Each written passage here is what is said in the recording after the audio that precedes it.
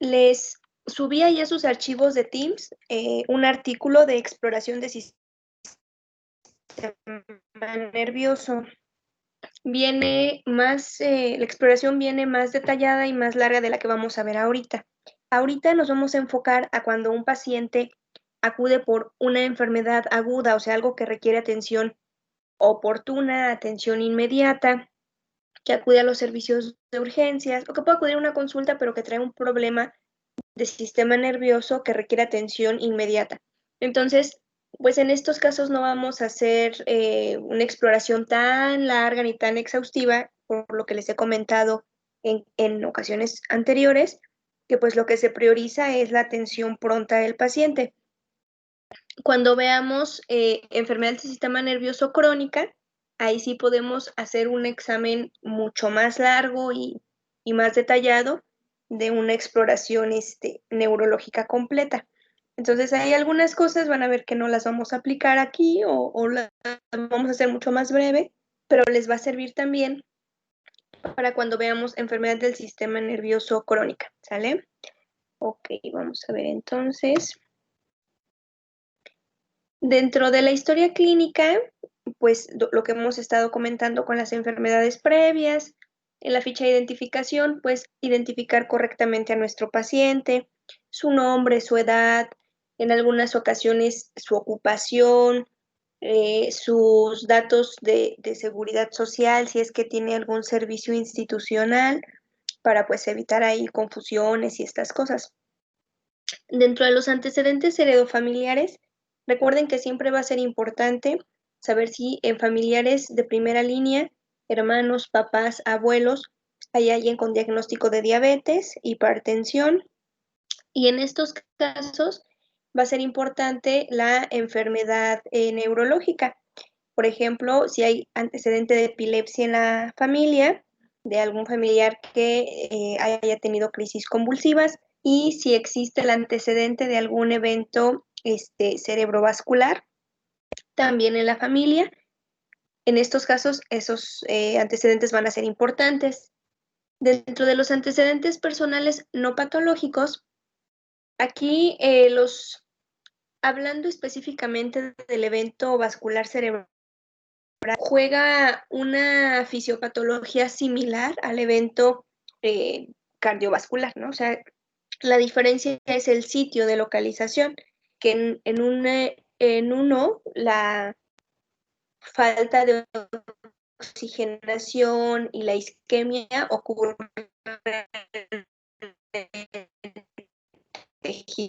y las causas pues son compartidas, ¿no? Con sobrepeso, con obesidad, con malos hábitos alimenticios, con una dieta alta en lípidos y en carbohidratos, Doctora, los vasos sanguíneos, ¿no? En el endotelio. Sí, se le está cortando un poco el micrófono. sí me dice que no está como la red tan bien. ¿Desde dónde no alcanzaron a escuchar?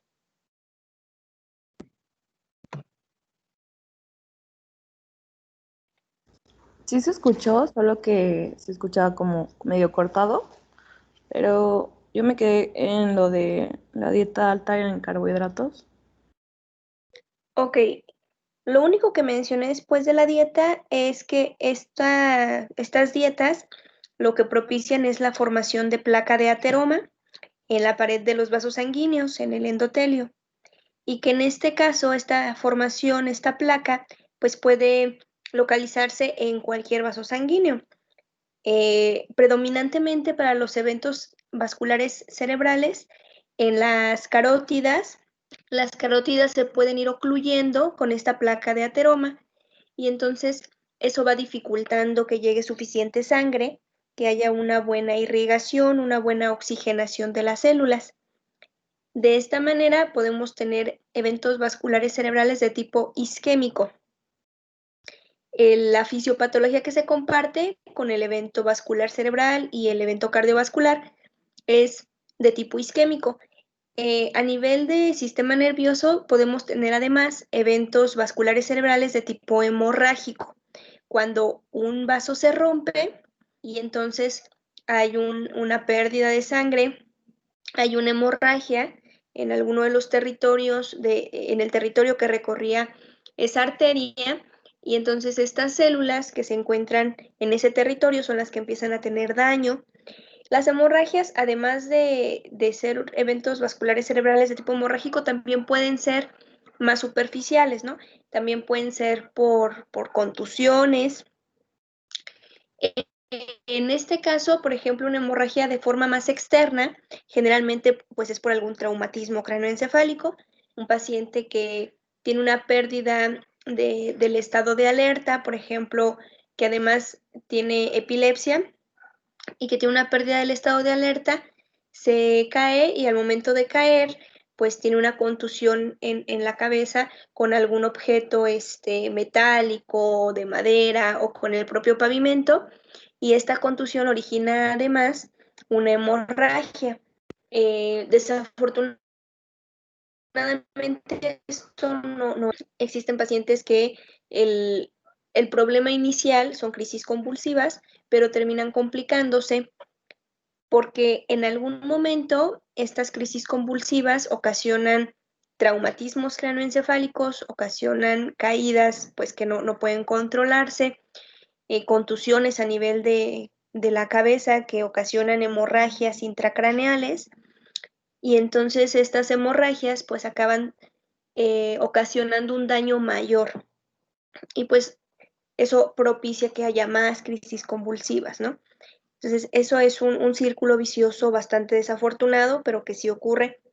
Y en el caso del EBC isquémico, pues ocurre en territorios pues más profundos, no tanto superficiales, ¿no? Del sistema nervioso. En el caso de los EBC hemorrágicos también pueden ocurrir por descontrol de la presión arterial. Es decir, un paciente que está descontrolado, que todo el tiempo trae 180, 100 de presión, que pues que no lleva un tratamiento y que empieza con datos de vasoespasmo, cefalea, fósfenos, acúfenos. Estos datos ya nos están hablando de una presión elevada. Si después de eso, de cualquier forma, el paciente no se atiende, no toma medicamento, etcétera, aquí también puede ocurrir una hemorragia. La elevación o bueno, más bien con una presión arterial tan elevada, esos vasos también se rompen y ocurre también una hemorragia. Estas hemorragias también son un poco más internas, generalmente no son de forma tan externa como en un traumatismo. Y entonces ahí esa es la diferencia de las causas de la fisiopatogenia del EBC isquémico y del hemorrágico, ¿no? Dentro de los antecedentes personales no patológicos, entonces les comentaba, además de esta dieta, el tabaquismo, como se los he comentado en casi todas las clases, siempre juega un papel fundamental, es factor de riesgo para casi todas las enfermedades, propicia los eventos isquémicos. Entonces, pues bueno, también ahí eso es importante, conocer el tipo de sangre del paciente y otras toxicomanías. Aquí también es importante el consumo de alcohol. Y ahorita les voy a mencionar por qué aquí en los antecedentes patológicos. En los antecedentes personales patológicos es importante, además de los que les estoy poniendo aquí, el antecedente de insuficiencia renal y de insuficiencia hepática, o cirrosis hepática. Generalmente un porcentaje alto de cirrosis hepática es secundario al consumo crónico de alcohol. Por eso el alcohol aquí es importante, porque cuando nosotros tenemos una afección hepática secundaria al alcohol que evoluciona a una insuficiencia y a cirrosis,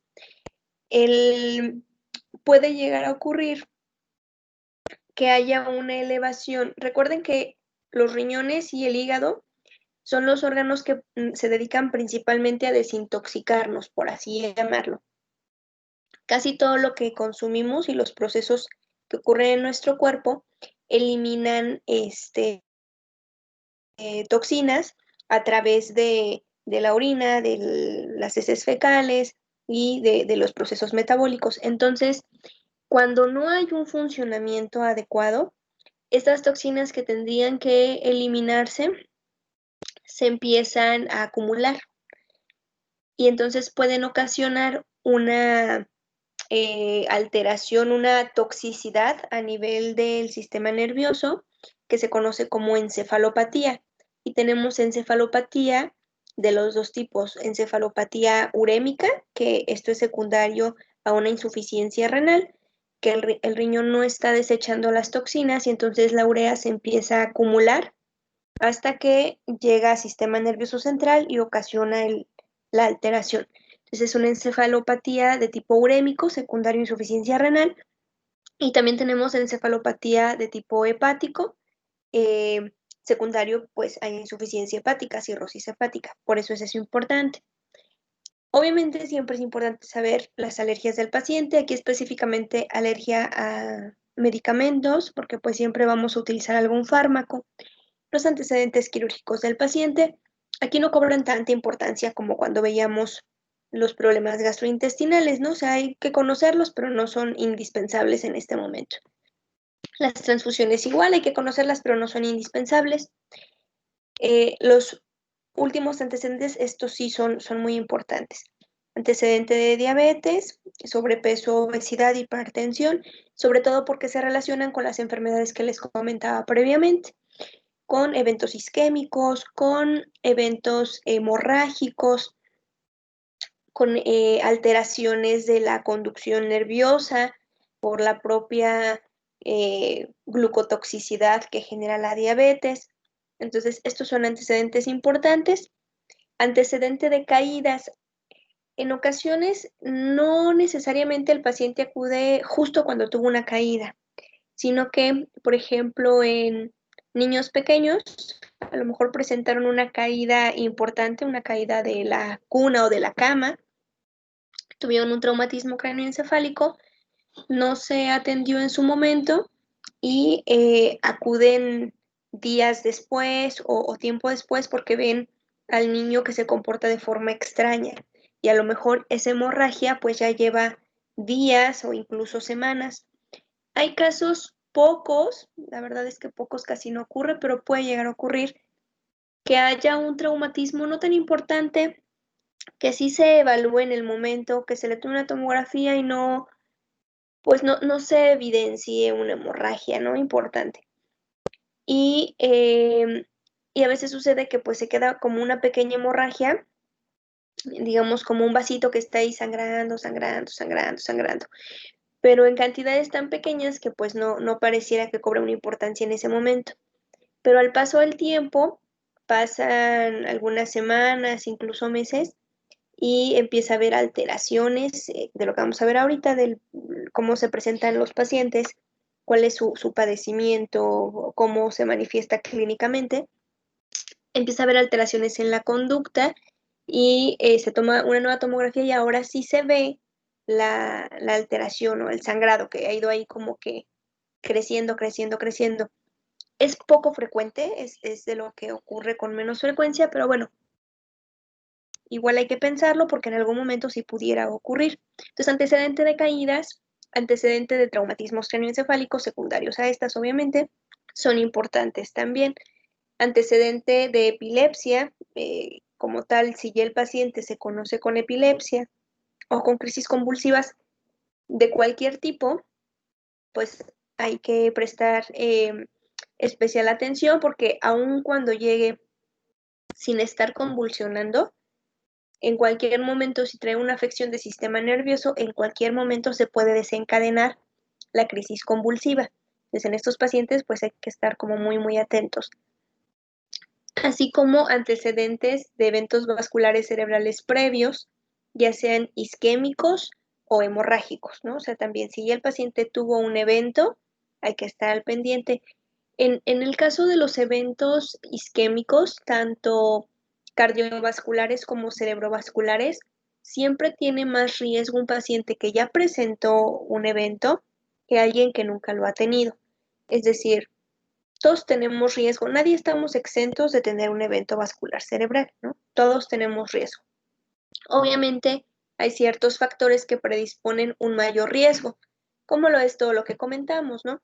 La dieta, un estilo de vida no saludable, ¿no? Que paciente que curse con obesidad, que sea sedentario, que consuma altas cantidades de lípidos, ¿no? Etcétera. Entonces, obviamente, pues tienen un mayor riesgo, ¿no? Fumadores, etcétera.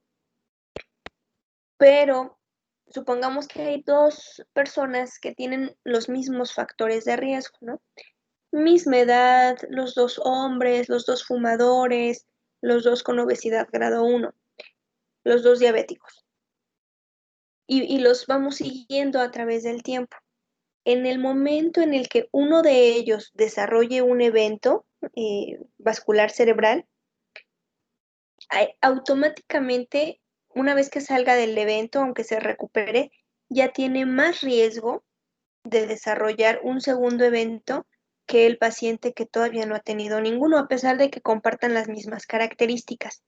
Entonces, aquí siempre el antecedente de haber tenido eventos previos es importante porque es mucho más probable que desarrollen un nuevo evento. Ok. Aquí, chicos, ayer estaba yo acomodando la presentación y es complicado acomodarla como les di las previas, porque tratándose de sistema nervioso, parte de la exploración es el interrogatorio, entonces estaban ahí como medio mezcladas. Ya al final traté de acomodarlo de forma que no fuéramos tan repetitivos y yo espero que toque claro, pero como les comentaba al inicio de la sesión, híjole, el sistema nervioso es muy amplio, ¿no? Los motivos por los cuales pueden llegar los pacientes son bastantes, son múltiples. ¿Por qué? Pues porque todas las funciones de nuestro cuerpo, pues están reguladas por el sistema nervioso. No hay algo que nosotros hagamos en lo cual el sistema nervioso no tenga una función, ¿no? Es el encargado de que nos movamos, de que caminemos, de que respiremos, de que hablemos, de que comamos, de que todo. Entonces, pues obviamente se puede manifestar con cualquier síntoma que a ustedes se les ocurra. Traté de englobarles como los más importantes, hablando específicamente de enfermedades agudas, o sea, de cuando existe una alteración de forma aguda del sistema nervioso, cuáles son los datos que podemos encontrar y cómo es que los pacientes acuden. Entonces, de esa forma los vamos a englobar ahorita. Uno de ellos es el síncope. ¿Se acuerdan cuando dimos la definición de síncope, que es una pérdida súbita del estado de alerta? Decíamos que puede ser por una alteración cardiovascular, ¿no? Pero también puede ser de origen neurogénico, si se llama así. Entonces, el sistema nervioso, como les decía, es como la máquina reguladora que tenemos, la máquina mayor que tenemos, que nos ayuda a regular todos los procesos. Hay ocasiones que por algún motivo se tiene que reiniciar y eso es cuando ocurre un síncope. Por ejemplo, en los casos de una hipoglucemia severa, si alguien ya trae 30 miligramos sobre decilitro de glucosa en sangre, pues esa cantidad de glucosa no es suficiente para nutrir, para dar energía a todos los sistemas. Primero se echan a andar pues mecanismos reguladores a otros niveles, es decir, el cerebro no va a ser el primero que se quede sin glucosa, sino todo lo contrario. Entonces, antes que tener síncope, pues a lo mejor el paciente puede sentirse mareado, con cefalea, con malestar general, náusea, vómito. Posteriormente, sensación de inestabilidad, sensación de que se va a caer, pérdida de la sensibilidad, empiezan a sentir que les hormiguean las manos, los dedos, los labios, pérdida de la fuerza muscular, donde se sienten ya de ahí no los pueden parar porque no palidez, diafonía. Y en el último de los casos, o sea, si en todo ese inter que pasaron esos síntomas no recibieron un aporte de glucosa,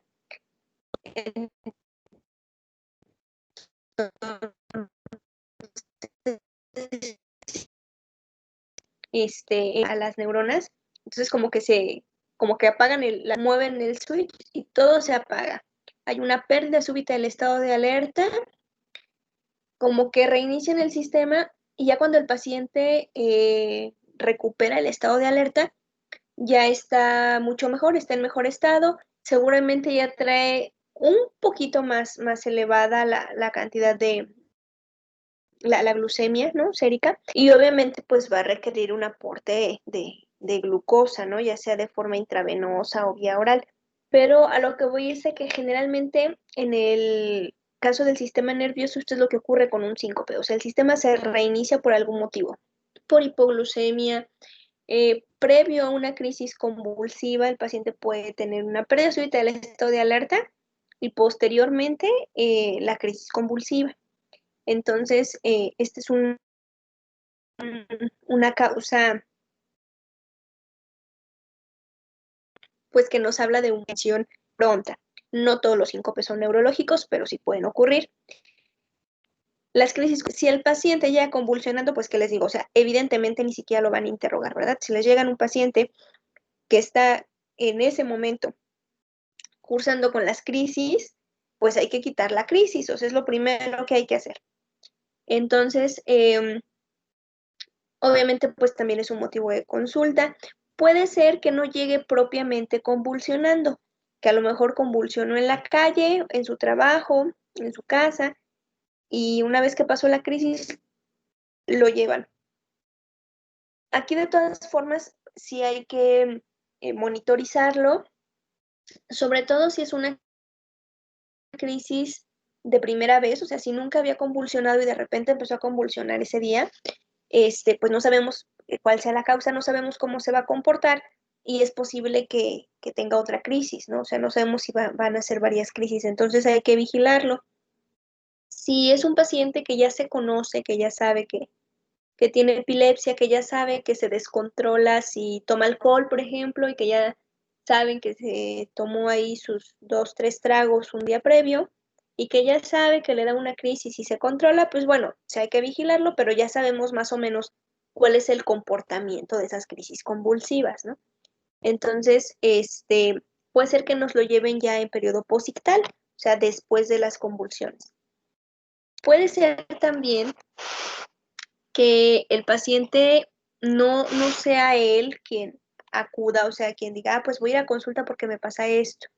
Cuando son alteraciones del sistema nervioso, muchas veces, pues quienes optan por llevar al paciente a consulta son los familiares, porque son quienes lo ven que se comporta de forma extraña. O a lo mejor el paciente ya está tan afectado que pierde la conexión con la realidad y entonces necesariamente tiene que ser llevado por un familiar. En estos casos podemos tener una alteración del estado de alerta. La forma correcta de medirlo va a ser con la escala de Glasgow, que vamos a ver más adelante. Pero a grosso modo, pues la alteración del estado de alerta lo podemos ver como confusión, como obnubilación, estupor, ¿no? Hasta llegar al coma. Entonces, el paciente puede ser que no responda adecuadamente a los estímulos. En casa le hablan y no responde, no se mueve, etcétera. Entonces, en ese momento los familiares son quienes llevan el paciente a consulta. Podemos tener alteración de las funciones cerebrales superiores, también ahorita las vamos a ver. Les digo que todos se los desglosé como para que nos quedara un poco más claro. Entonces, si vemos a veces lo llaman porque lo ven confuso, o sea, dicen es que no sabe quién es, no sabe dónde está, no nos reconoce. Vemos ahí qué alteraciones tiene alteración de qué funciones y demás, y entonces empezamos pues nosotros a buscar la causa, ¿no? Podemos tener también alteraciones de la fuerza y o de la sensibilidad. Puede ser que el paciente, sobre todo, por ejemplo, en un evento cerebral vascular, ustedes lo han visto, incluso hay comerciales en la televisión para que todos lo puedan identificar, existe una alteración contralateral al sitio de la lesión. Si la lesión se encuentra en el hemisferio derecho, entonces del lado izquierdo vamos a tener pérdida de la fuerza muscular de miembro torácico y miembro pélvico izquierdos, y disminución de la sensibilidad, ¿no? Puede ser que exista alteración de los dos, puede ser que exista alteración de uno o del otro, todo va a depender de la afección, del territorio que esté siendo afectado, o no necesariamente puede ser un EBC, puede ser una esclerosis múltiple, puede ser una enfermedad desmielinizante, puede ser un tumor, pueden ser muchísimas cosas que también vamos a ver ahorita al final, cuáles son los posibles diagnósticos diferenciales que estén afectando las funciones que lleva a cabo el sistema nervioso. Entonces, alteración de la fuerza o de la sensibilidad, pues igual hay que descartar EBC, porque es algo muy importante.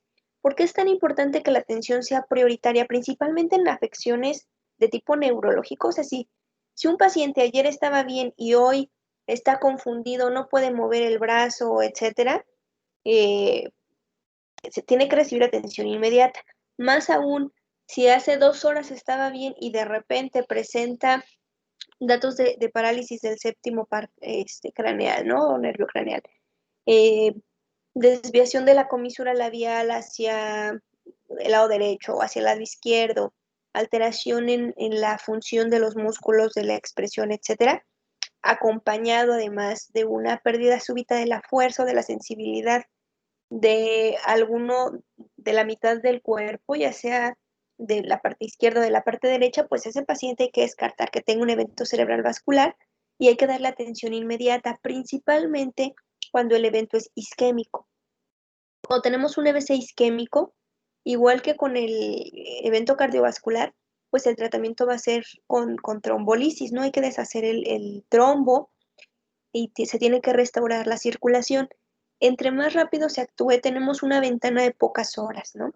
Dice la literatura que idealmente en menos de 4 horas el paciente tiene que estar recibiendo tratamiento, si no es que a veces se dice que en menos tiempo.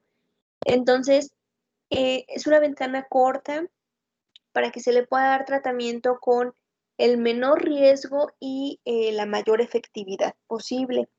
Y en estos pacientes puede ser que se recuperen totalmente, que no tengan secuelas, que vuelvan a tener una vida normal. Pero si el paciente ya lleva 2, 3 días, ¿no?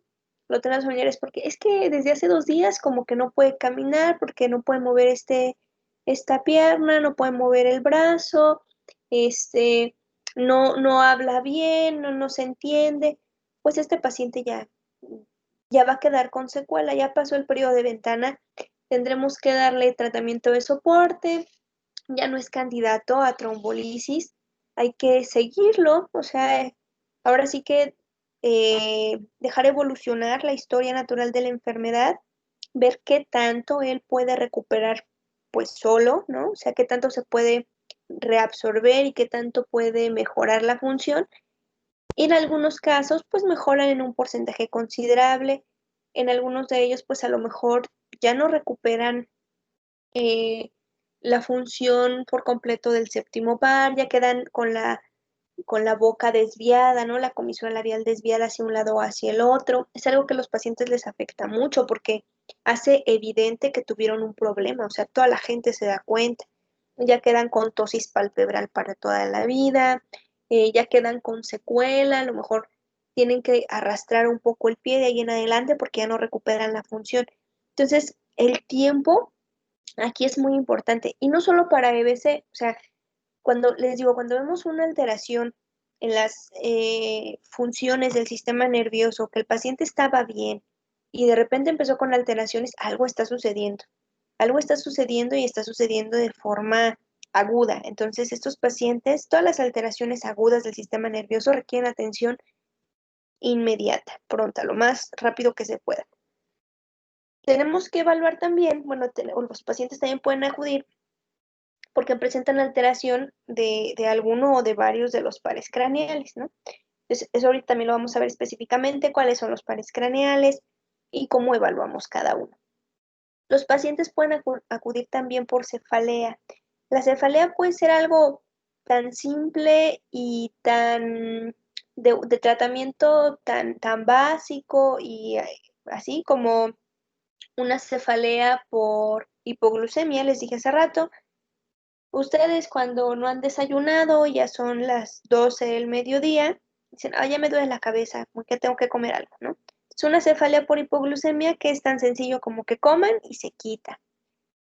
Como puede ser algo tan complicado como una cefalea secundaria, ¿no? A un tumor en sistema nervioso central y que es una cefalea crónica, persistente, y a lo mejor ese paciente ya venía con dolores de cabeza desde hace varias semanas. Me duele, me duele, me duele, pero el día de hoy el dolor es mucho más intenso, se está acompañando de otros síntomas, tiene mucha náusea, está vomitando, tiene intolerancia a la vía oral, está mareado, empieza a ver doble. Entonces, en ese momento es cuando decide acudir. Y entonces es la exacerbación del dolor lo que es identificar que es una causa secundaria, ¿no? Y a lo mejor se trata de un adenoma hipofisario que ya está grande, que ya está comprimiendo, que ya está afectando la visión, que ya está dando un dolor importante, etcétera.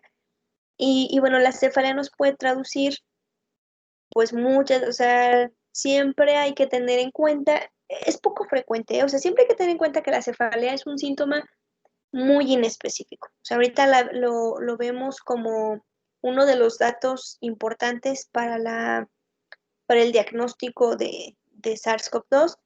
Y la verdad es que es súper inespecífico porque cefalea te pueden dar una larga, casi interminable lista de cosas, ¿no? Entonces, es que los pacientes lo único que tienen es cefalea y acuden, ay, es que tengo cefalea, bueno, es que me duele la cabeza y dicen que puedo tener COVID. Y dices, o sea, ¿cuántos pacientes solo con cefalea pudieran tener COVID? Yo creo que muy pocos, ¿no? Habría que hacer un estudio y comprobarlo. Muchas de esas cefaleas son tensionales, muchas de esas cefaleas son por vasodilatación, por hipoglucemia, o sea, cosas muy simples que se corrigen pues con un tratamiento muy simple, ¿no? A lo mejor algunas otras pueden ser procesos infecciosos, no necesariamente COVID, algunos sí serán COVID. Pueden ser cefalea por una gastroenteritis, por una IBU, por sí una enfermedad respiratoria, pero de otro tipo, ¿no? O sea, casi cualquier infección, si te da fiebre, pues te va a dar cefalea. Entonces, en sí la cefalea es un dato muy inespecífico, pero cuando es muy intensa, o sea, por ejemplo, uno de los datos de un EBC hemorrágico es una cefalea muy intensa, que estaban ahorita bien y de repente un dolor insoportable de cabeza, porque a lo mejor se tenía un aneurisma, ¿no? O una malformación arteriovenosa que se rompió. Entonces, hay un dolor intenso, insoportable de cabeza cuando ocurre la ruptura del aneurisma o de la malformación y una hemorragia. Y entonces igual, o sea, cuando la cefalea es así, tan intensa, tan súbita, que no mejora con el tratamiento, pues hay que descartar una causa secundaria, ¿no? Una hemorragia, un tumor, etcétera. Podemos presentar también datos de irritación meningea. Cuando tenemos datos de irritación meningea, estamos hablando de una afección generalmente infecciosa o por lo menos inflamatoria y esto lo podemos ver a través del líquido cefalorraquídeo, pero eso también lo vamos a retomar un poquito más adelante. Quiero que veamos de los síntomas que les estuve mencionando, los que se pueden interrogar como más a profundidad, se los voy a mencionar ahorita, y luego les digo que vamos a ir haciendo un poco ahí mezcla de interrogatorio y exploración, porque pues así es la exploración neurológica. En el caso del síncope, hay que conocer varios datos. ¿Qué es lo que vamos a interrogar en estos pacientes? El tiempo transcurrido de la ocurrencia del evento, o sea, ¿a qué hora perdió el estado de alerta? A lo mejor lo llevan ahorita con ustedes y son las 10 de la mañana y el síncope ocurrió a las 9 de la mañana. Ah, ok, estamos en buen tiempo.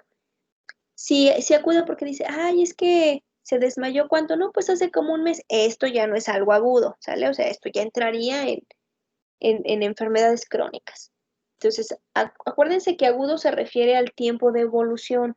Hay veces que algunas personas identifican agudo como refiriéndose a intensidad. O sea, si algo es agudo, es muy intenso. Pues sí pudiera ser, pero particularmente nosotros lo dividimos en agudo y crónico, pensando en el tiempo de evolución. Algo es agudo cuando ocurrió en un tiempo corto, ¿no? Tiene poquito que pasó. Algo es crónico cuando es algo que ya tiene una semana, un mes, un año. Ok, entonces hay que ver cuándo sucedió, hay que ver cuánto tiempo pasó el paciente sin reaccionar, ¿no?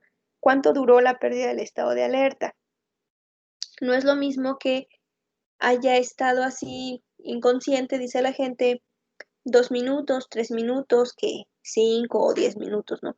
Entre más tiempo pase, hay un peor pronóstico. Entre más tiempo el paciente esté, pues, fuera de este mundo, sin estado de alerta, hay un mayor riesgo de pérdida de neuronas, ¿no? Las neuronas se van muriendo. Entonces, periodos largos, pues tienen un pronóstico peor.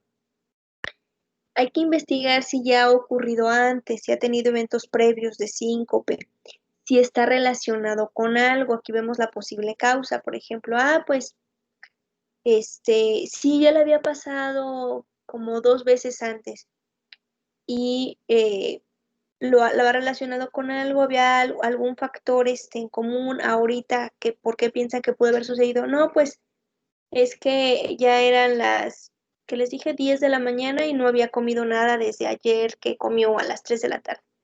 Bueno, pudiera ser un síncope por hipoglucemia, y si ya ha tenido eventos previos y sucedieron igual después de un ayuno muy prolongado, pues pudiera ser, ¿no? Que sean por hipoglucemia.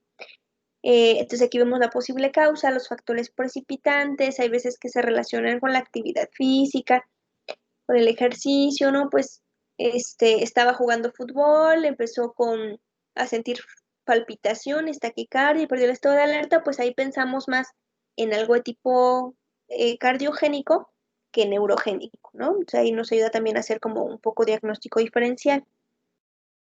¿Cuáles son los síntomas que pueden acompañar al síncope? Antes de que ocurra la pérdida del estado de alerta, les comentaba yo cuando vimos enfermedades cardiovasculares, puede haber dolor de cabeza, mareo, náusea, vómito, todo lo que les comenté antes de que se apague el switch, este, datos de descarga adrenérgica, palidez, diaforesis, sensación de evacuación inminente, o sea, los pacientes sienten que quieren evacuar, que quieren orinar, que quieren hacer todo ahí antes de que ocurra. Una vez que ocurre el síncope, puede ser que algunos pacientes lleguen a tener relajación de esfínteres y entonces sí, ¿no? O sea, hay una pérdida de orina, de heces fecales, todo. Puede ser, les comentaba yo hace rato, que ocurra el síncope y posteriormente haya una crisis convulsiva. Es menos común que haya una crisis convulsiva y después haya un síncope. Eso es menos común, pero sí puede ser que el paciente tenga una pérdida súbita del estado de alerta y posteriormente empiece a convulsionar. Eso sí ocurre con más frecuencia. En este caso, hablando ya de crisis convulsivas, pues ustedes recordarán que tenemos diferentes tipos de crisis convulsivas. A grosso modo las podemos dividir en dos grupos, que son las crisis parciales o focales y las crisis generalizadas. Las crisis focales las tenemos sin pérdida del estado de alerta, lo que antes se llamaba como parciales simples, y cuando tienen alteración del estado de alerta, lo que antes se llamaba como parciales complejas, ¿no? Las crisis parciales simples, pues el paciente está teóricamente consciente, pero empieza a tener movimientos involuntarios anormales que nos hablan de focalización, ¿no? A lo mejor nos está contestando y todo, pero está moviendo los dedos de la mano derecha de forma intermitente. Generalmente es un movimiento rítmico, ¿no? O sea, mueve el primero, el segundo, el tercer dedo, el primero, el segundo, el tercer dedo, el primero, el segundo, el tercer dedo y así. Así está, así está, así está, así está. Entonces, son movimientos anormales, involuntarios y que están focalizados, que nos están hablando específicamente de un área que está afectada. Puede tener también síntomas sensoriales, o sea, que tienen que ver con la percepción de los sentidos, ¿no? Con la vista, con el olfato, con la audición, con el tacto, etcétera. Entonces, puede decir, ay, es que huelo como si estuviera en un establo, ¿no? Pues dices, pues, huele a hospital, ¿no? A lo mejor sí, de repente no hay aromas tan agradables, pero no huele como a establo. No, es que así huelo como si estuviera en un establo y me está dando mucho náusea y quiero vomitar, ¿no? Tienen cierta percepción de algún síntoma de tipo sensorial. Las que son con alteración del estado de alerta, puede ser con una pérdida breve o más que una pérdida, generalmente un cambio del estado de alerta.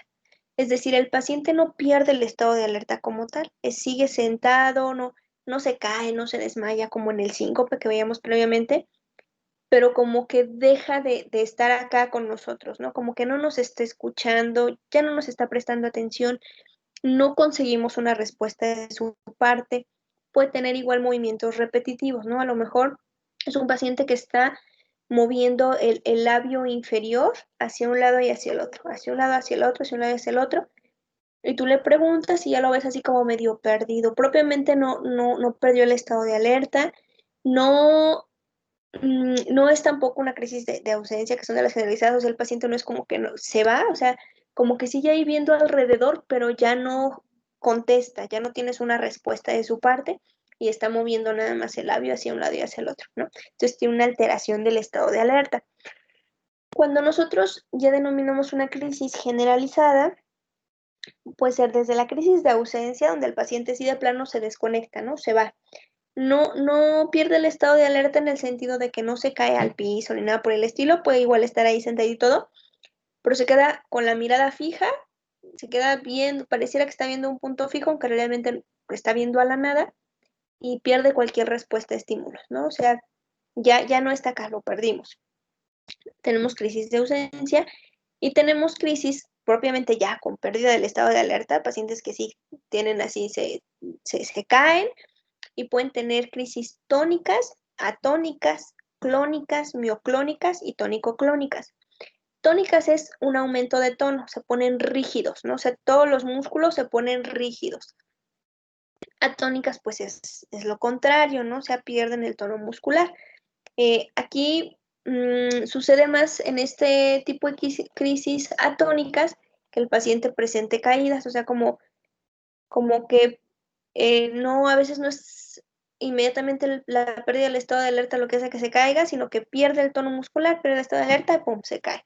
Entonces, estos pacientes generalmente pues pueden dañarse más en el sentido de que presentan más caídas y más lesiones de tipo, pues de trauma, ¿no?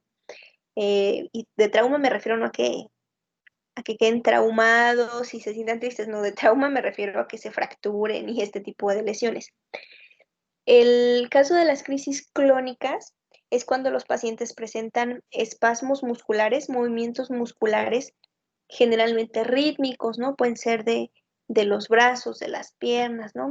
Movimientos musculares de miembros pélvicos y torácicos. El mioclonus o las mioclónicas es cuando esos movimientos son más rápidos, pareciera como si están temblando, ¿no? O sea, como que pareciera que les está temblando ahí el músculo, que se queda como si fuera una gelatina, así temblando, temblando, temblando, temblando. Son movimientos más rápidos. Y las que pueden llegar a ocasionar, pues, más lesiones y que de alguna forma también son las más comunes, las que más se identifican, pues son las generalizadas de tipo tónico-clónicas. El paciente tiene un periodo de tonicidad, se pone rígido y después empieza a tener estas sacudidas, estos movimientos espásticos de los músculos, ¿no? Entonces, pues estas todo el mundo las conoce, las sabe identificar y en cualquier caso pues a tratar de revertirla. ¿Qué más les iba a comentar de las crisis? Bueno, pues parece que nada más ahorita la parte de la clasificación.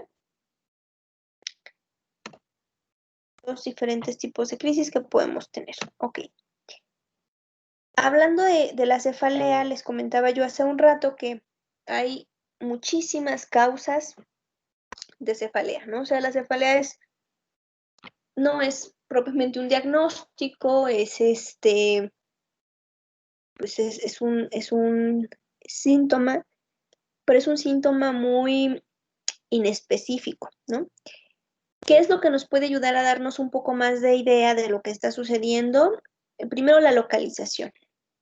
No es lo mismo una cefalea de solamente la mitad de un hemicráneo derecho o izquierdo, una cefalea que solo sea de predominio temporal, ¿no? Que diga, no, es que me duele aquí, tengo este, justo aquí en las sienes, ahí me duele y siento que algo me brinca y es de tipo pulsátil, una cefalea de tipo bitemporal, una cefalea de tipo occipital, nos habla más de problemas de tipo tensional, de espasmos musculares, generalmente no va a ser grave.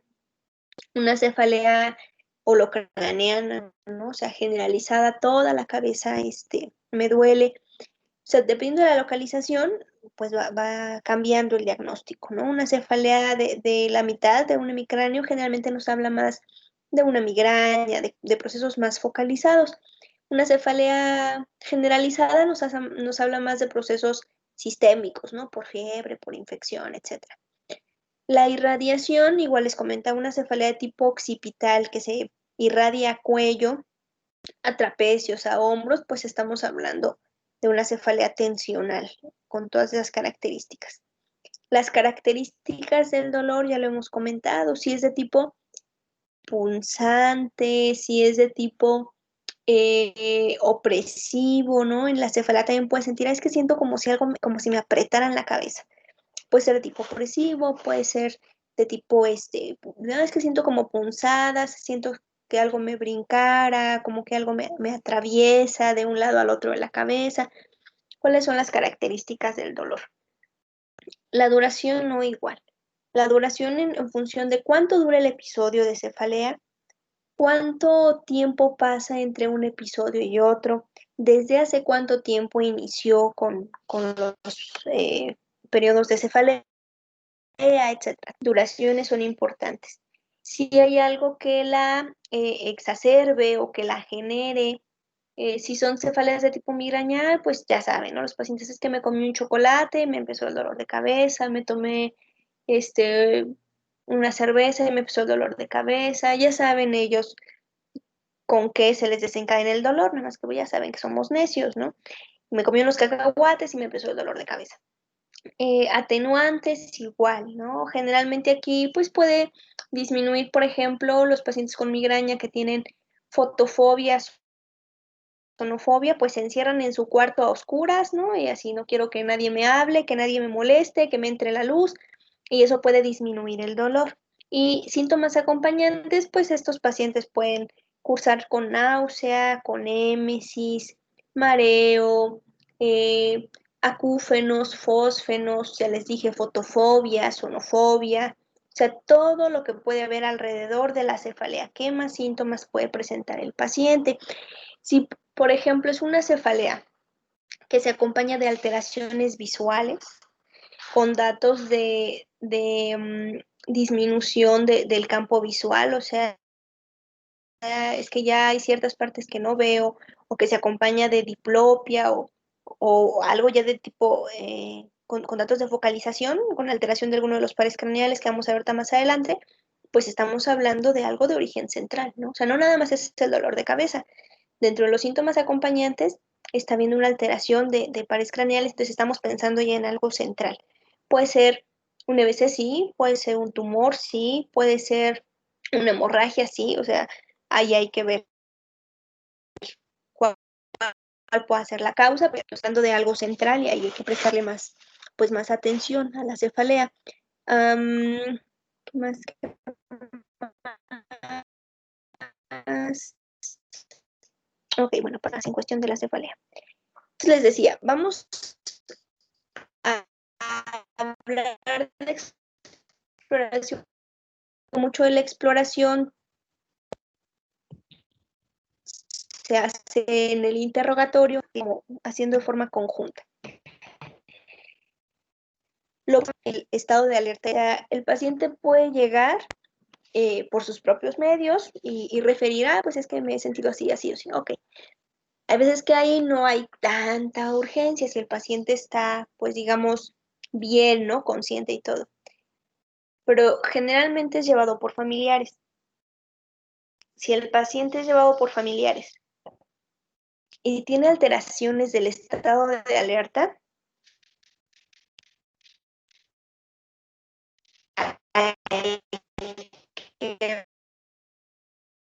Doctora, se está cortando mucho. a que yo me...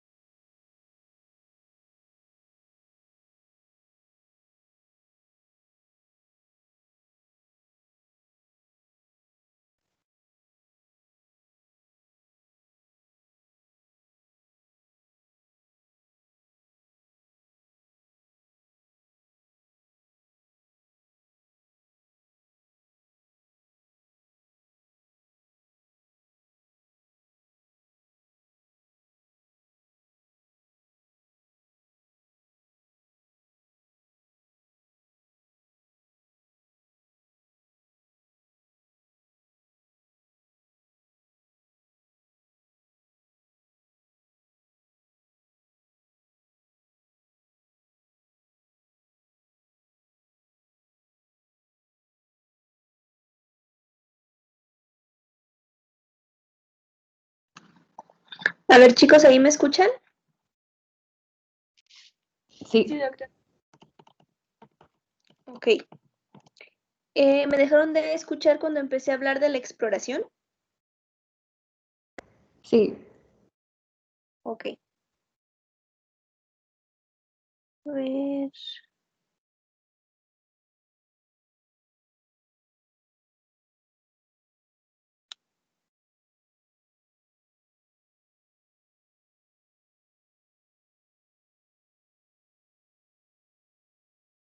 Ahí ven nuevamente la presentación, chicos.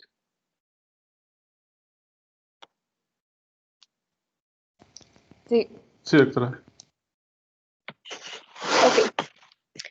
Lo que les mencionaba es que muchas veces el paciente pues llega no propiamente él, sino que es llevado por los familiares por estas alteraciones, ¿no? Del estado de alerta o de las funciones como tal del sistema nervioso. Entonces, lo primero que tenemos que hacer es ver en qué condiciones viene el paciente. Si el paciente tiene alteraciones del estado de alerta importantes, pues no nos vamos a entretener en tratar de sacarle información, en estarle preguntando. A lo mejor es un paciente que requiere atención inmediata y que requiere intubación para disminuir el riesgo del daño cerebral. Y a lo mejor es un paciente pues, que requiere pasar a sala de choque, que requiere terapia intensiva. El sistema nervioso es mucho más delicado y complicado, ¿no? Que los otros sistemas. Entonces, lo primero es ver en qué estado está nuestro paciente, cuál es su estado de alerta. Para eso, tenemos una escala que es la escala de Glasgow, que se divide en tres diferentes parámetros que vamos a evaluar. La respuesta ocular, la respuesta verbal y la respuesta motora. En la respuesta ocular podemos tener, digamos, nuestro paciente puede encontrarse en cualquiera de los siguientes 4 estados. El primero es que sea una respuesta espontánea, o sea, el paciente abre los ojos de forma espontánea y tiene un puntaje entonces de 4. Si tiene una respuesta ocular a la orden verbal, le hablamos y entonces abre los ojos. Si tiene una respuesta ocular al dolor, ¿no?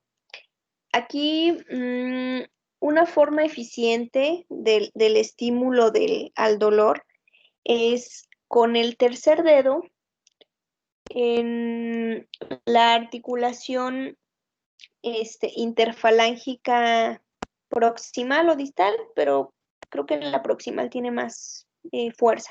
La articulación interfalángica proximal, con el tercer dedo de la mano derecha, vamos a ejercer presión sobre el esternón del paciente. Ustedes háganlo con ustedes mismos o con quien se deje que tengan a la mano. Es un estímulo bastante doloroso. Entonces, si nosotros hacemos eso, el paciente reacciona. Es una respuesta ocular con respuesta al dolor y corresponde al número 2. Otros libros dicen que hay que hacer presión o pellizcar la tetilla. Yo les recomiendo que no, me parece pues más, ¿cómo decirlo? Como más invasivo y hasta cierto punto una falta de respeto. Y sobre todo si el paciente es mujer, ¿no? O sea, tendríamos que descubrirla, desvestirla, ese tipo de cuestiones. Es más práctico, más rápido y más efectivo con el estímulo al dolor en el esternón. Y bueno, si no hay una respuesta, entonces se queda con una calificación del número 1. En cuanto a la respuesta verbal, si el paciente está orientado y está conversando, llegó por sus propios medios, dice, es que me duele la cabeza, así, así, así. Ok, entonces tiene una puntuación de 5. Si el paciente está desorientado, pero está hablando, ahorita vamos a hablar de cómo calificamos la orientación y demás, ¿no? Pero el paciente a lo mejor no sabe dónde está, no sabe qué día es, ¿no? Está desorientado, entonces tiene una calificación de 4. Si emite palabras inapropiadas, no necesariamente que sean malas palabras, sino que a veces que sí, o sea, puede ser que los pacientes estén maldiciendo, pero sino que es como incongruente su lenguaje. Tú le estás preguntando algo y él sí articula palabras y todo, pero no se relacionan con las preguntas. Entonces, es el número 3. Si emite sonidos incomprensibles, aquí ya no articula palabras. O sea, aquí a lo mejor trata de contestar, pero ya no entiendes lo que trata de decir, ya no articula palabras. Es el número 2. Y si no hay ninguna respuesta, entonces se queda con la calificación de 1. En cuanto a la respuesta motora, si obedece a la orden verbal, decimos, pues estira tus 2 brazos, ¿no? Estira los 2 brazos. A ver, levanta tu mano derecha, levanta la mano derecha. Ok. Entonces, en ese caso, se queda con una calificación de 6. 5, si localiza el dolor, igual, ¿no? Se emite un estímulo doloroso y se le pide que nos diga que siente. A veces el paciente si está, pareciera que tuvo un síncope y está así acostado, medio dormido y eso, pero se siente el estímulo al dolor y trata de evitarlo, lo localiza y se queda con una calificación de 5. Si presenta retirada y flexión al estímulo doloroso, es 4. Si presenta una flexión anormal, es decir, que el paciente está en una posición de flexión, o sea, sin que nosotros siquiera a lo mejor no lo hayamos estimulado, él está así, como en flexión. Generalmente aquí el paciente coloca sus manos como hacia el pecho y está como si estuviera teniendo una crisis tónica, más o menos. Así, lleva sus manos hacia el pecho, los brazos igual, todo trata así como que se compacta todo el paciente. Eso nos puede hablar de corticación, se queda con el número 3. Si tiene al contrario una extensión anormal, aquí los brazos están hacia afuera, emite todo lo contrario, en lugar de compactarse, como que se amplía, ¿no? Los brazos están extendidos hacia afuera, igual en una posición tónica. Nos puede hablar de descerebración y es una calificación de 2. Y si no hay ninguna respuesta, pues es una calificación de 1. En este caso, los puntos máximos que puede obtener el paciente son 15 puntos, que es una escala normal. La puntuación más baja es de 3, no hay ninguna respuesta. Este paciente requiere pasar a sala de choque inmediatamente, ¿no? Pero de 8 puntos hacia abajo, 8 o menos puntos, es un paciente que requiere intubación. Es un paciente que no porque tiene 8 puntos quiere decir que, pues está bien, ¿no? O sea, está ahí más o menos, no. Este paciente está grave, tiene una afección neurológica considerable y requiere ser intubado para para mejorar obviamente el estado, mejorar la ventilación, la oxigenación y disminuir el posible daño cerebral y las secuelas. Después vamos a evaluar entonces también las funciones cerebrales superiores. La literatura es muy variable en cuestión de funciones cerebrales superiores. En su mayoría nos manejan estas 4 funciones: orientación, lenguaje, memoria y cálculo. Previamente se consideraba también el juicio, las praxias y las nocias. Vamos a mencionarlos todos para que los conozcan, pero la realidad es que se pueden algunos evaluar como al mismo tiempo. Mientras se evalúe todo, no hay problema, ¿no? ¿Cómo evaluamos la orientación? La orientación se divide en 3 pues esferas que tiene que estar orientado el paciente, en persona, en tiempo y en espacio. ¿Cómo lo evaluamos? Con el interrogatorio. Le pedimos que nos diga su nombre completo para que pueda identificar él quién es. Tiene que decirnos su nombre completo. A ver, ¿cuál es su nombre completo? No, pues fulanito, nombre, apellidos. Ok. Luego le preguntamos en dónde se encuentra.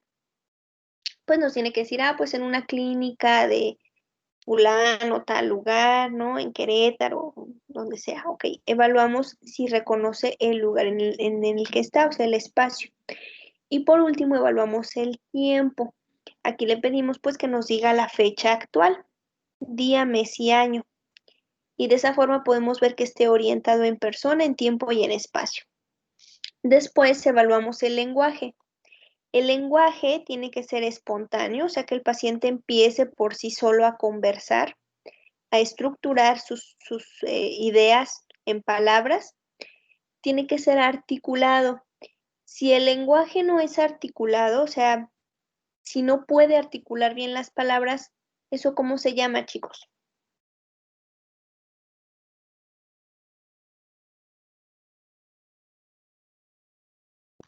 Dislalia. Mm, sí es una alteración del lenguaje. También es como, ¿Cómo? creo que era agenesia. No, espera, No. es afasia. ¿No? No. No, solo hablando específicamente de la articulación del lenguaje, si no lo puedo articular se llama disartria, ¿no? Se habla de la articulación del lenguaje. Sí, la dislalia es un problema del lenguaje, pero no tiene que ver tanto con la articulación, tiene que ver con la velocidad de las palabras y el cómo las decimos. Pero bueno, sí puede tener obviamente una combinación de todas, ¿no? O sea, puede ser que no esté articulando bien las palabras y además esté hablando lento y además siga las palabras de forma inadecuada. Por eso también tenemos que evaluar que el lenguaje sea congruente y coherente, que lo que nosotros le estamos preguntando sea lo que nos contesta, o sea, que la respuesta que nos dé tenga que ver con la pregunta, porque a veces está articulando bien, digamos, o está hablando bien, o pareciera que tiene un discurso, pues, normal, pero nosotros le estamos preguntando, no sé, como para tratar de obtener información. Y en su familia, ¿hay alguna enfermedad, algún antecedente? Lo que sucede es que mi camisa azul la metí a la lavadora y se puso verde. No tiene absolutamente nada que ver. Entonces, las palabras están bien dichas, tiene que ver en si tiene sentido lo que está diciendo para él, ¿no? O sea, está hablando de lavar, de colores, de ropa, pero no tiene nada que ver con lo que nosotros estamos tratando de discutir con él. Entonces, también tenemos que ver que este lenguaje tenga coherencia y sea congruente. También vamos a evaluar la memoria. En, en la cuestión de la memoria, vamos a evaluarla a corto y a largo plazo. Y aquí también, como parte del ejercicio, evaluamos la atención y la concentración. Entonces, por ejemplo, nosotros le pedimos al paciente que recuerde 3 objetos, ¿no? Le voy ahorita a mencionar 3 objetos y usted los va a recordar porque se los voy a preguntar más tarde. Y a lo mejor le decimos escritorio, silla y pluma. Y le pedimos que los repita, escritorio, silla y pluma. Y seguimos interrogándolo, seguimos preguntándole, este, a ver, y ahorita con quién viene, no, pues vengo con mi mamá, ¿y dónde está ella? No, pues le dijeron que me esperara acá afuera, ok, y su mamá no tiene antecedente de ninguna enfermedad, no, esto, lo otro. Lo seguimos interrogando y al paso de un rato le pedimos que nos vuelva a repetir los 3 objetos que le habíamos nosotros pedido que recordara. Entonces ahí evaluamos la memoria a largo plazo y también de forma indirecta evaluamos la atención y la concentración de nuestro paciente. Vamos a evaluar también su función de cálculo. Aquí, pues es una función que se puede evaluar, digamos, entre comillas, porque obviamente requerimos que el paciente sepa sumar, sepa restar, ¿no? Multiplicar, dividir, por lo menos sumar y restar para poder evaluar la función de cálculo. Si el paciente no lo sabe, pues no necesariamente es que tenga una alteración, sino que es algo que no sabe el hacer. Generalmente lo que pedimos es que a partir del número 100 vaya restando de 7 en 7 y nos vaya dando el resultado. A ver, 100 menos 7, ¿cuánto es?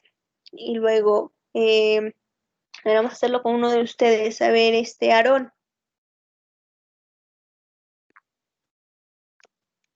Aarón.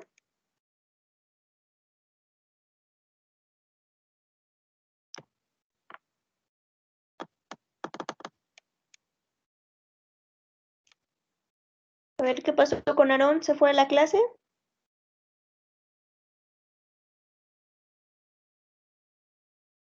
Ok, vamos a hacerlo entonces con alguien más. A ver, Sofi,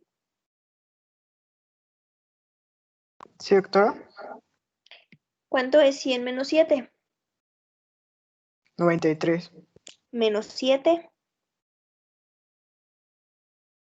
86, menos 7. 86 menos 7, ¿verdad? Ujú, 79, menos 7, 72, menos 7. 65. Ok. Y hasta ahí generalmente lo hacemos 5 veces, hasta llegar en este caso al 65, ¿no? Entonces, si ustedes se fijan, hay veces que, digo, aunque no tengamos una alteración, pues de repente tardamos un poquito como que en saber, ¿no? A ver, ¿qué me están preguntando? ¿En qué número me quedé? Hay que darle un poco de espacio al paciente. No esperemos que nos conteste inmediatamente la respuesta, pero sí que lo procese, lo piense y nos dé la respuesta correcta. Y de ahí nos vamos, ¿no? Menos 7, menos 7, menos 7. Lo pueden hacer obviamente con otros números. Tradicionalmente así se hace. 100 menos 7, menos 7, menos 7, al menos 5 veces hasta llegar al 65 en este caso. Ok, después evaluamos el juicio, que les decía yo, depende de la literatura, se incluye o no. El juicio es esta capacidad que tenemos para discernir en tomar decisiones y en tomar decisiones correctas. Por ejemplo, a ver, vamos a ver a quién le preguntamos. Díganle a Aarón, por cierto, que le voy a quitar la asistencia y a quien no me conteste, porque tendrían que estar aquí. Les vamos a entrar de nuevo a la lista.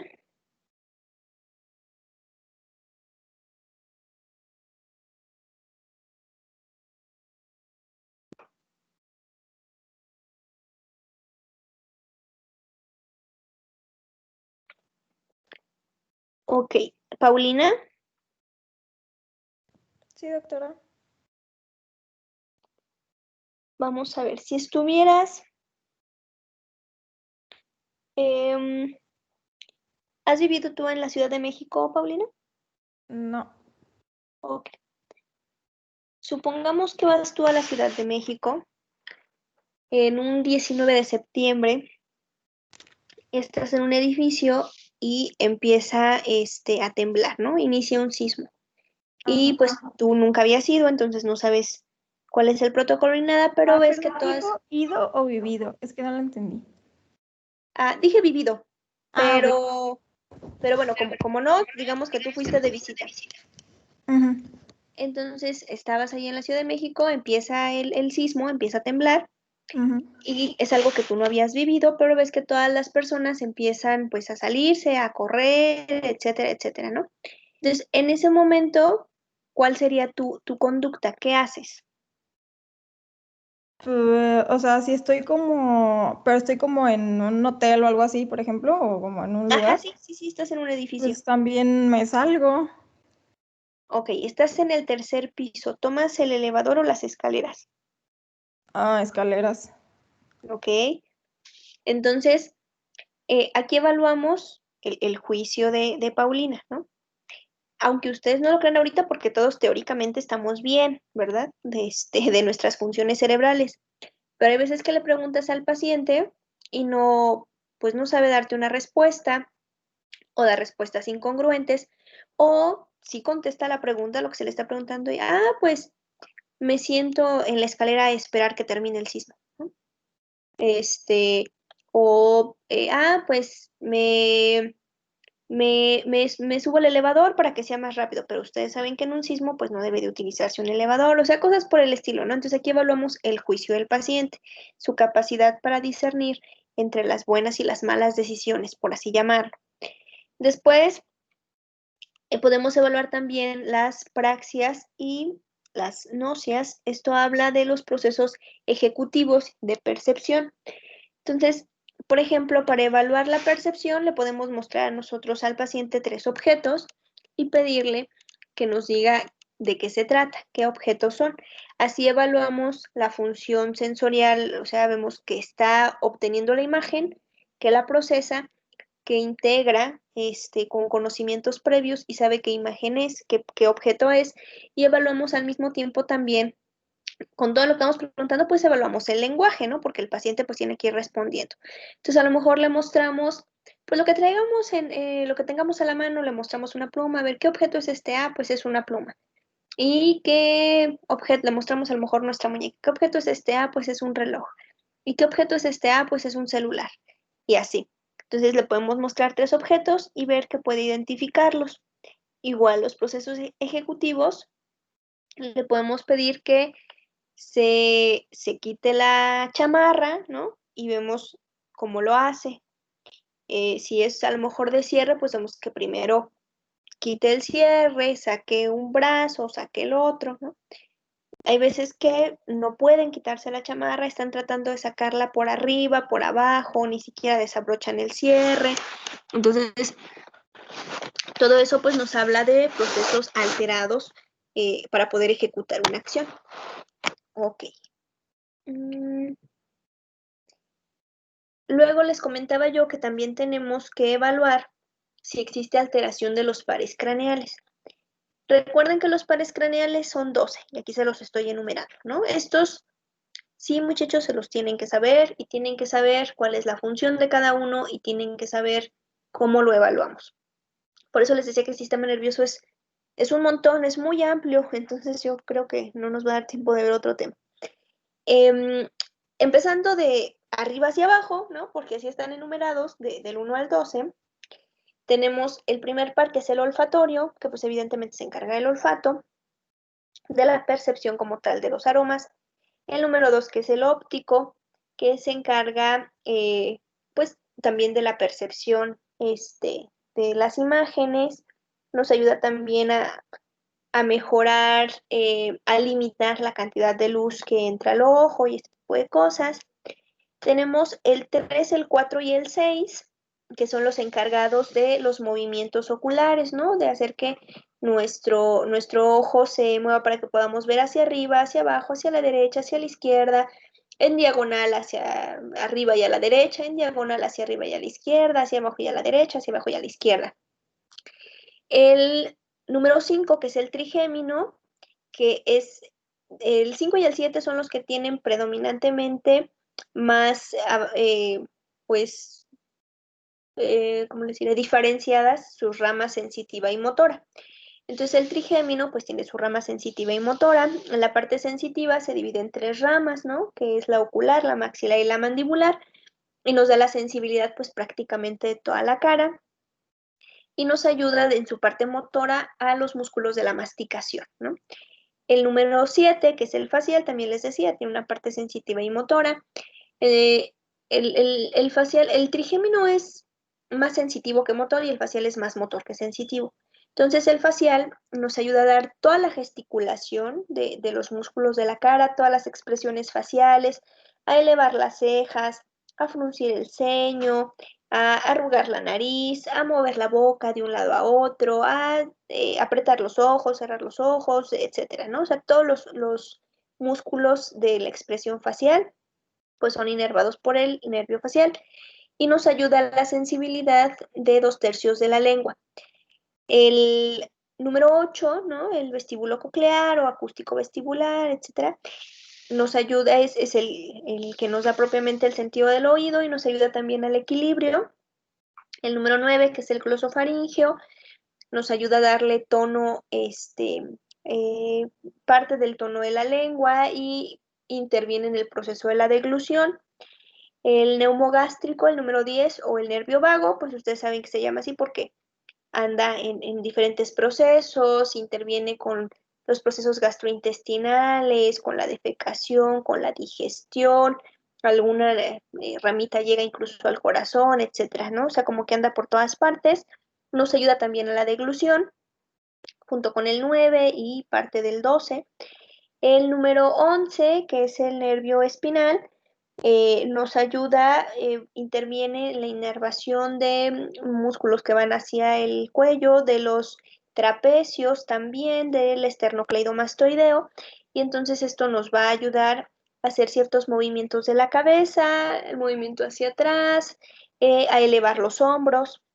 Y el hipogloso, que nos da la movilidad de la lengua, interviene también parte en su tonicidad, a movilizar la lengua y de forma también un poco indirecta a la deglución, ¿no?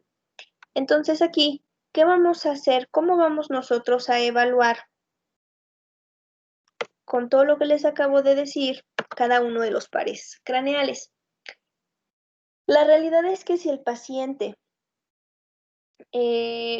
está grave, ¿no? O sea, si el paciente va con una alteración del estado de alerta, pues les decía yo, no nos vamos a entretener, a ver, le voy a dar a que huela algo, no, ¿no? O sea, va a depender mucho de las características clínicas del paciente, evidentemente.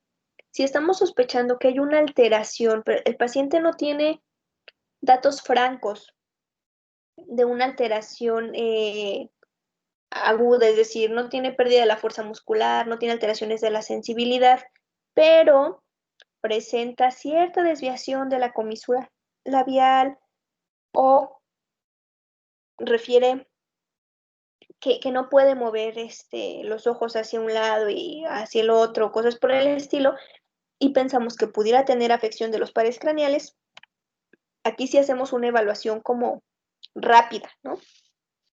De los pares craneales. Algo tan sencillo como que le pueden dar a oler una torunda y qué aroma percibe, pues tiene que oler el alcohol, ¿no? El alcohol es algo que se huele con mucha facilidad. Del nervio óptico, pues obviamente podemos ver la agudeza visual, simple y sencillamente que el paciente nos esté viendo, nos habla ya de una función del nervio óptico. No vamos ahorita nosotros a ver en cuestiones de enfermedades agudas tan a detalle la campimetría, la visión cromática y demás. Sí es importante, todo eso viene en el artículo que les comento que está ahí en sus archivos. Sí lo vamos a evaluar cuando veamos afecciones crónicas.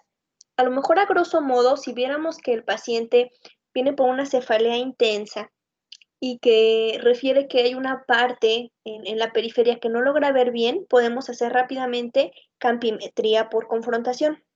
O sea, frente a frente, hacemos la campimetría por confrontación y por, digamos, comparación, ¿no? Porque sacamos del campo visual nuestra mano con una pluma o algo así y la vamos integrando al campo visual.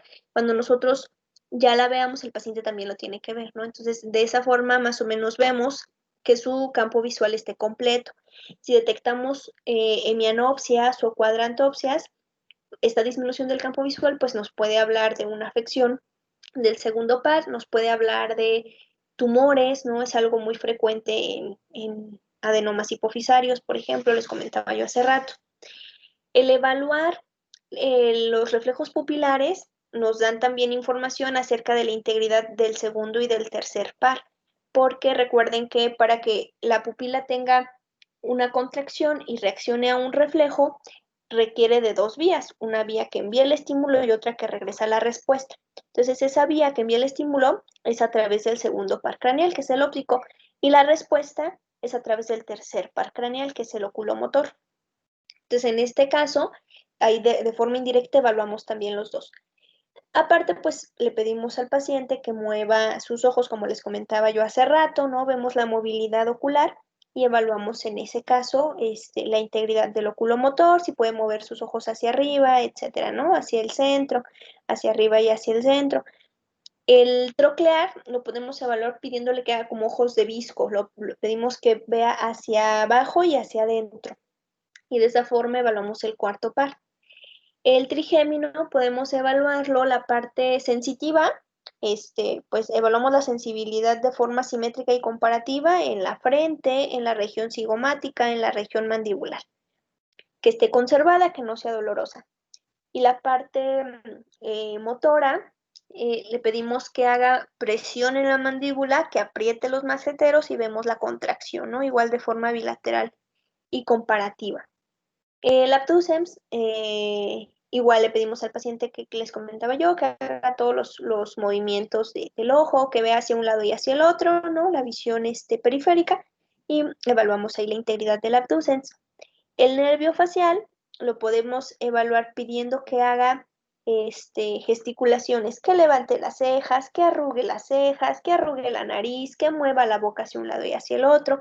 Si evaluamos que pueda hacer movimientos de los músculos de la gesticulación, y podemos evaluar también lo que les comentaba de los 2/3 anteriores de la lengua. Podemos evaluar si el paciente refiere que ha tenido alteraciones del gusto. Eso también nos puede hablar de afección del nervio facial, ¿no? El tono y el gusto. El 8, el vestíbulo coclear, pues obviamente lo evaluamos al momento de que vemos que el paciente está recibiendo el estímulo auditivo, y podemos evaluarlo también verificando el equilibrio del paciente. El glosofaringeo, el número 9, recordemos que les decía yo, inerva el último tercio, el tercio posterior de la lengua, y nos habla también de la capacidad para deglutir, para emitir sonidos, ¿no?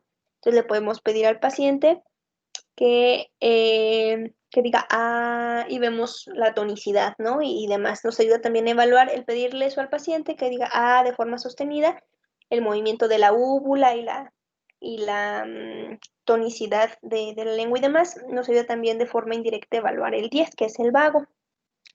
Y la deglución también nos ayuda a evaluar el 10. El número 11, le pedimos al paciente que eleve los hombros, que haga la cabeza hacia atrás. Y el número 12, le pedimos que mueva la lengua, ¿no? Que haga movimientos de la lengua, e igual la deglución nos ayuda a evaluar el 9, el 10 y el 12. Ok, chicos. Entonces, esto es así como que de forma rápida, como podemos evaluar los pares craneales. También, ¿qué más vamos a evaluar en nuestro paciente? Vamos a evaluar las pupilas. Las pupilas tienen que ser simétricas, hay que evaluarles el tamaño, ¿no? O sea, si están mióticas, si están midriáticas, si tienen pues un tamaño normal, por así llamarlo, que sean simétricas, ¿no? O sea, que estén isocóricas, que no estén anisocóricas. Se le llama anisocóricas es cuando una es más grande y la otra es más pequeña, que respondan a los reflejos pupilares, que respondan al reflejo a la luz. Entonces, todo eso nos habla de integridad del sistema nervioso. Ok. Les comentaba también que otros datos que puede presentar el paciente o por los que puede llegar son los datos de irritación meningea.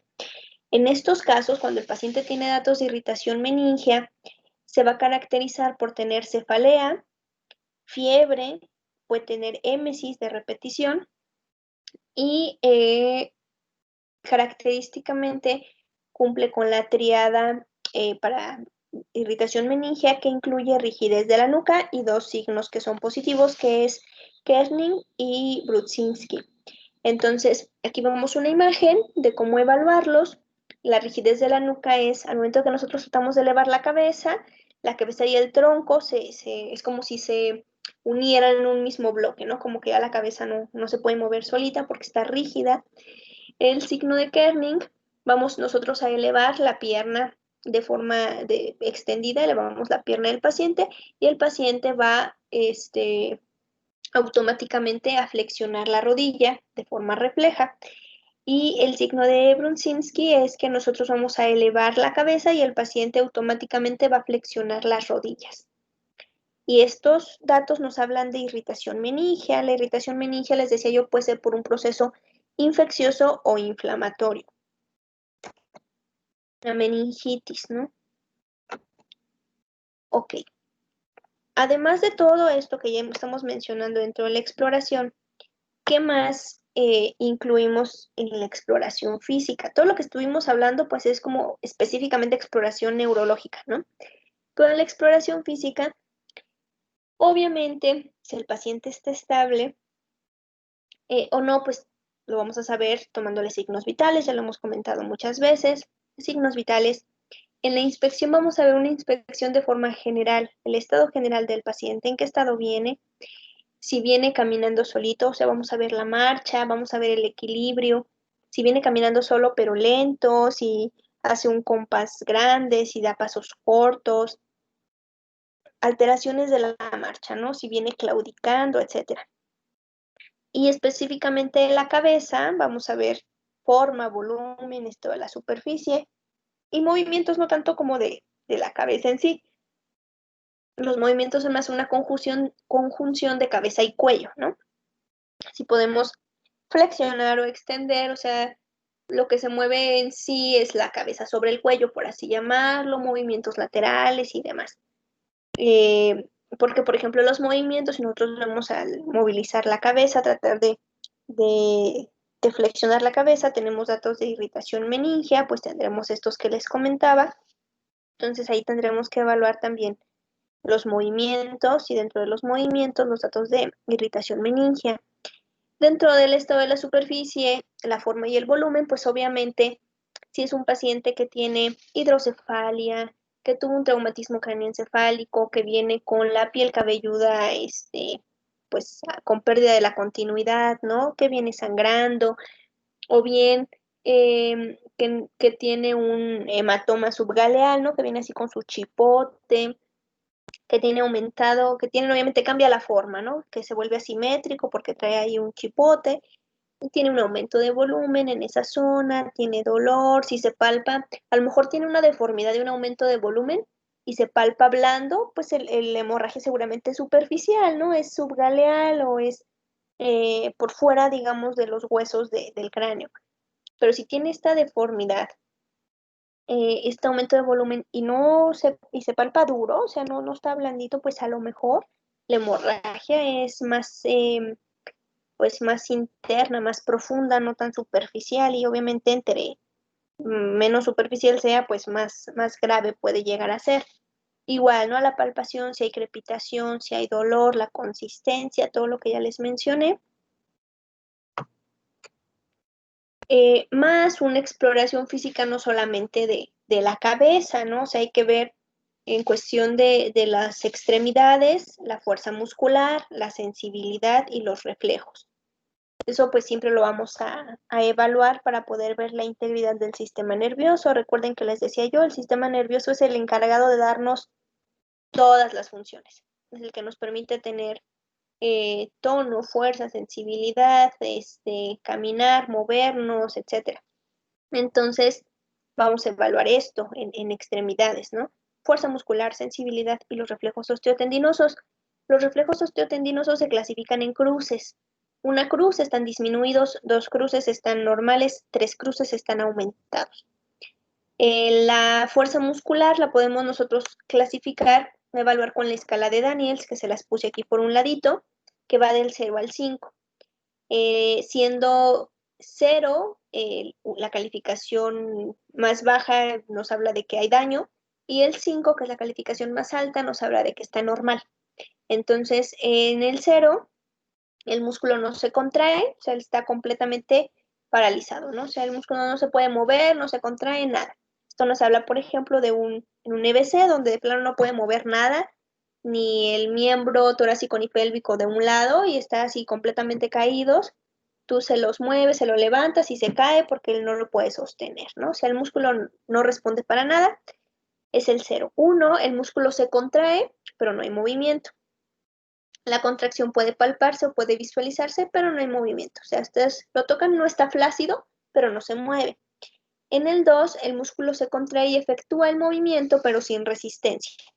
Entonces, le pedimos que contraiga el músculo, que lo mueva, pero no puede hacerlo ni contra la gravedad ni contra la resistencia.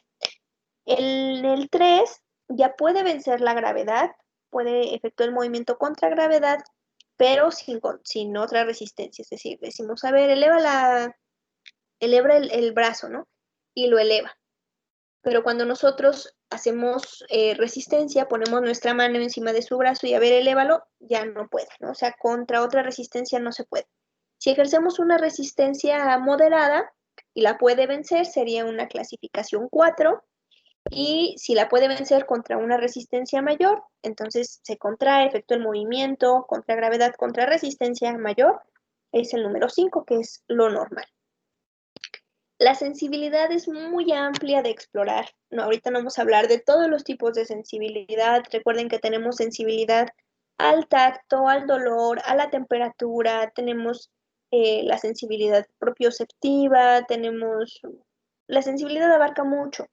Entonces, de forma rápida, cuando es un evento agudo, solamente nos interesa ver si el paciente percibe la sensación, ¿no? La sensibilidad gruesa.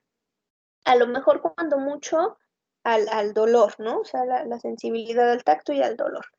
Y esto de alguna forma lo evaluamos mediante la escala de Glasgow. Si el paciente no responde muy bien, pues ya les comenté que se evalúa el dolor, ¿no? La respuesta al dolor y demás. Y de alguna forma ahí evaluamos también la sensibilidad. Y los reflejos ya les dije cómo se clasifican. Ok. Entonces, como se dan cuenta, es bastante lo que se tiene que evaluar en un paciente, aún de forma aguda. O sea, conste que estamos dejando fuera muchas otras pruebas que se hacen de forma crónica, como por ejemplo el mini mental de Feinstein, que nos evalúa una integración de las funciones cerebrales superiores. Cuando veamos enfermedades del sistema nervioso crónicas, veremos el mini mental, veremos ya ahora sí de forma extensa la parte de evaluación de la sensibilidad, la parte más extensa, la parte de evaluación de todos y cada uno de los pares craneales. Es muy, muy amplia la exploración neurológica. Dentro de los estudios complementarios, pues también son muchas las patologías que pueden afectar de forma aguda al sistema nervioso. Entonces aquí vamos a tomar en cuenta pues la biometría hemática, ya lo hemos mencionado, nos ayuda a identificar alteraciones de la serie roja, si ha habido sangrado, si hay anemia, infecciones, ¿no? Con alteraciones de la serie blanca, afección plaquetaria, que nos puede hablar de riesgo de sangrado, etcétera. Aquí es importante la glucosa. Estos es de los pocos casos en los que la glucosa inmediata nos puede hacer el diagnóstico y puede ser lo único que haya que controlar, porque ya les comentaba que una causa de alteración neurológica e incluso de síncope es la hipoglucemia. Entonces, aquí sí hay que tener valores de glucosa. La urea y la creatinina, sí, hablando de insuficiencia renal y encefalopatía urémica, ¿no?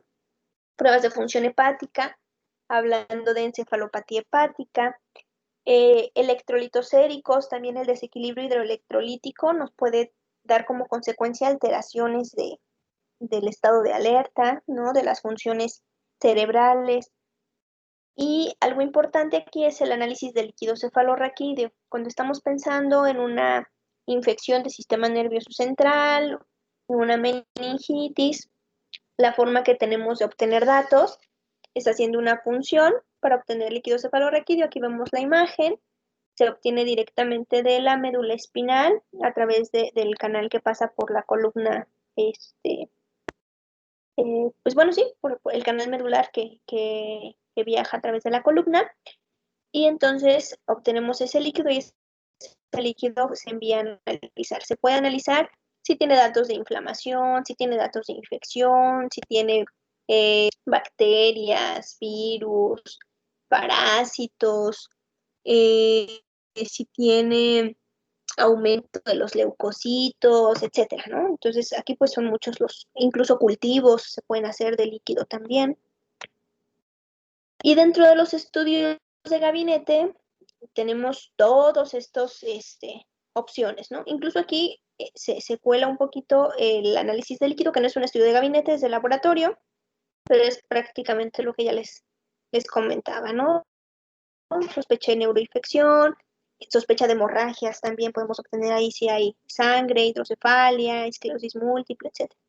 Y dentro de los estudios de gabinete, pues tenemos la radiografía simple de cráneo, la tomografía recuerden que puede ser simple y contrastada, la resonancia magnética, el electroencefalograma, potenciales evocados y ultrasonido, ¿no? Podemos hacer Doppler vascular para ver alteración de los vasos extracraneales, incluso aquí, por ejemplo, para la placa de ateroma en la carótida, aquí se utiliza el Doppler carotidio.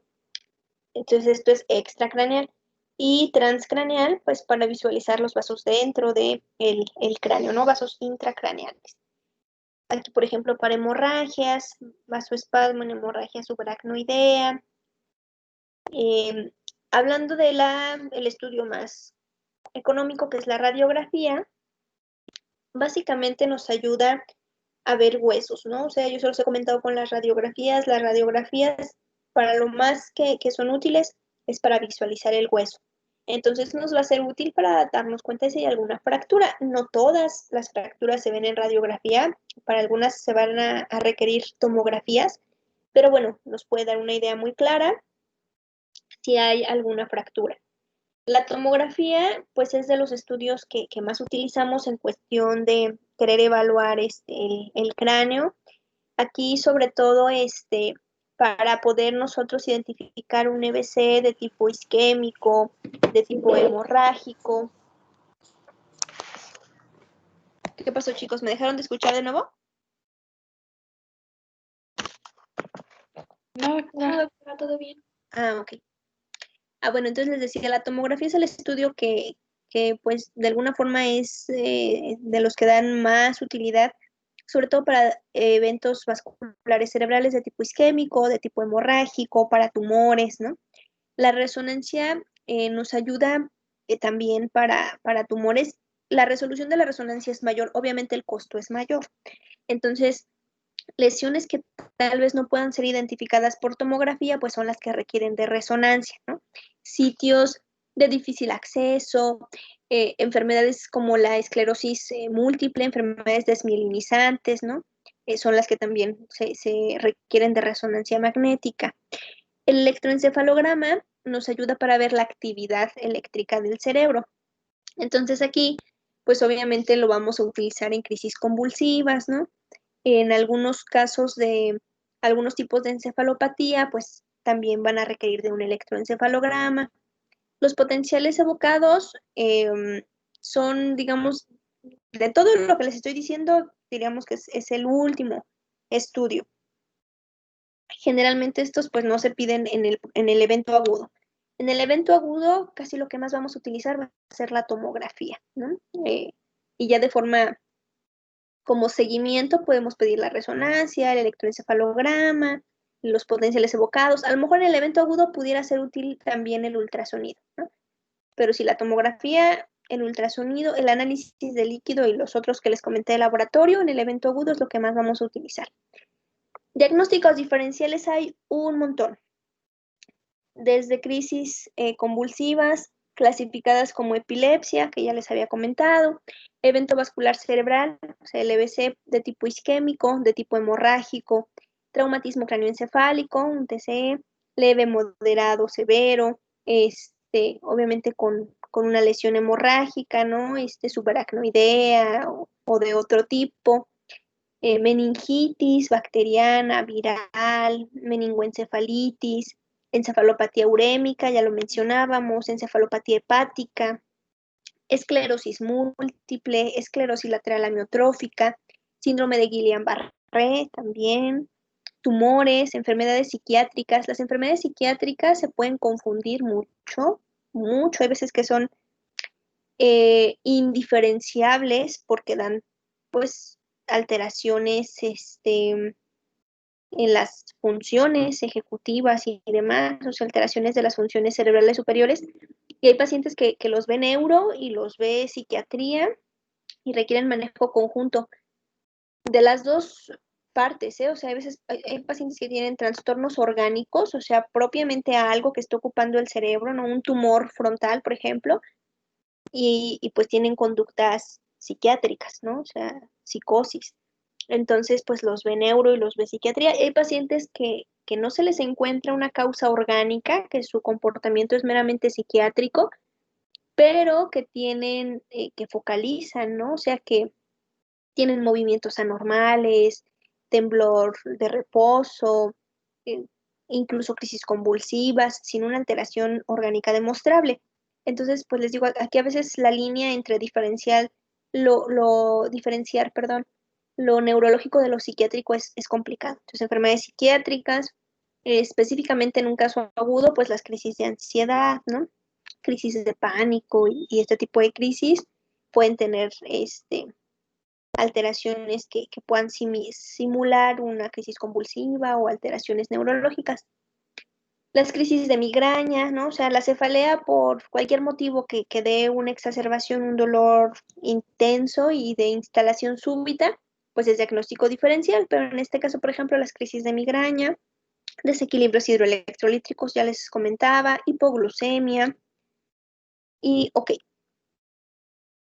¿qué vamos a hacer en estos pacientes? En estos pacientes lo primero es clasificarlos, ¿no? O sea, ver cuál es el estado actual de mi paciente, cuál es su estado de alerta. Requiere que se le haga un interrogatorio, a lo mejor no exhaustivo, pero dirigido y buscar diagnósticos diferenciales y demás, o es un paciente que requiere ya pasar a sala de choque, es un paciente que requiere intubación, todo va a depender mucho de la escala de coma de Glasgow.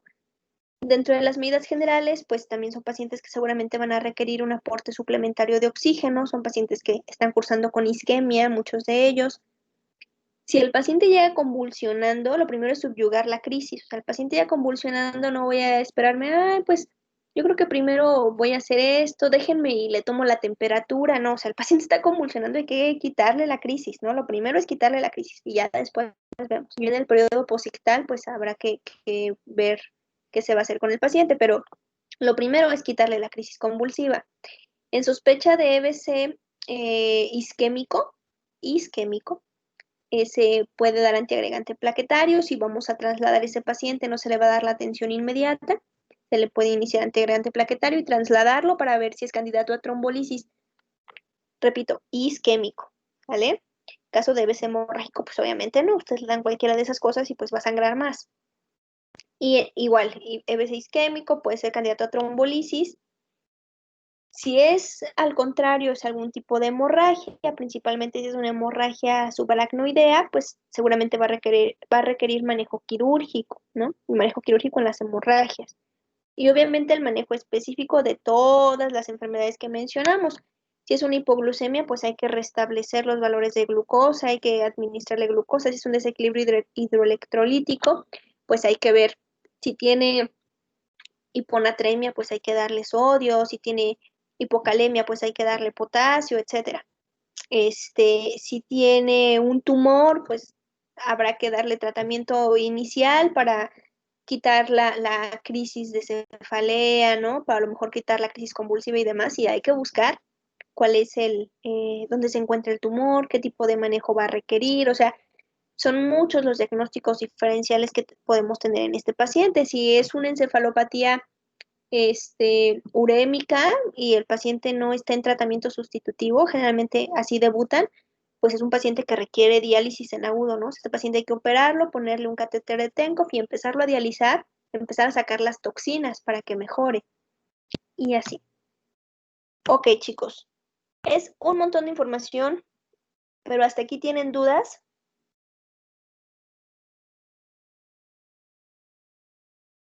Yo no, doctora. No, doctora, todo bien. Ok. A ver, entonces voy a dejar de compartirles esto y voy a detener ya la grabación.